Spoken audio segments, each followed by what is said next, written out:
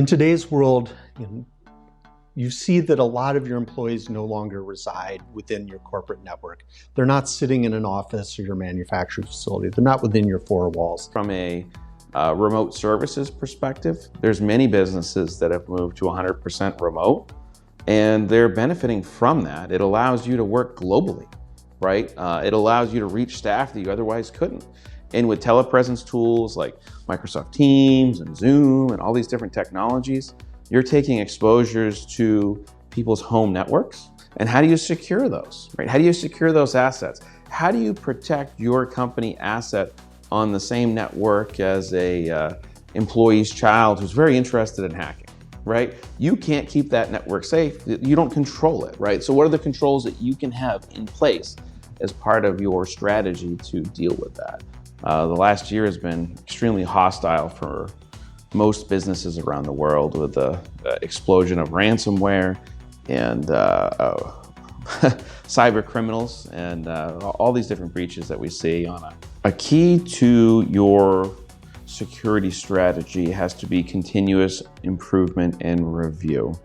So one of the questions you often hear is, how do I protect my ERP systems overall?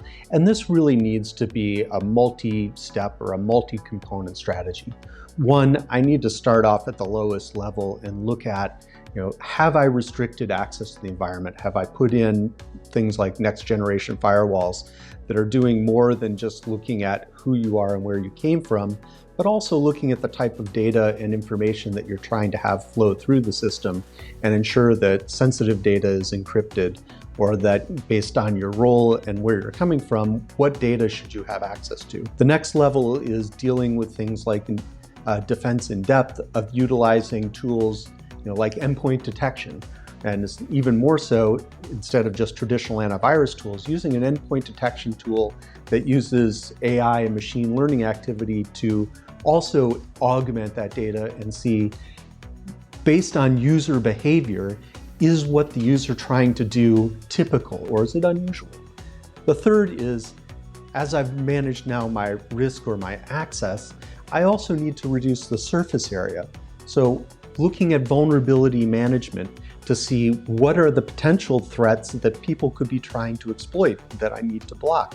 And so if I can reduce the surface area of potential areas of compromise, along with the way that people can get to or try and exploit those potential points of compromise, is very key to the environment. Part of a really good security person is a thirst for knowledge, right? Because at the end of this, the security stuff is amorphous and it's constantly changing and it's challenging, and a new attack comes out and a new technology. Now, security people have to become an expert in that technology. So you need an aggressive thirst for knowledge. Many people make the assumption that cybersecurity happens on its own, right? And it's just not true.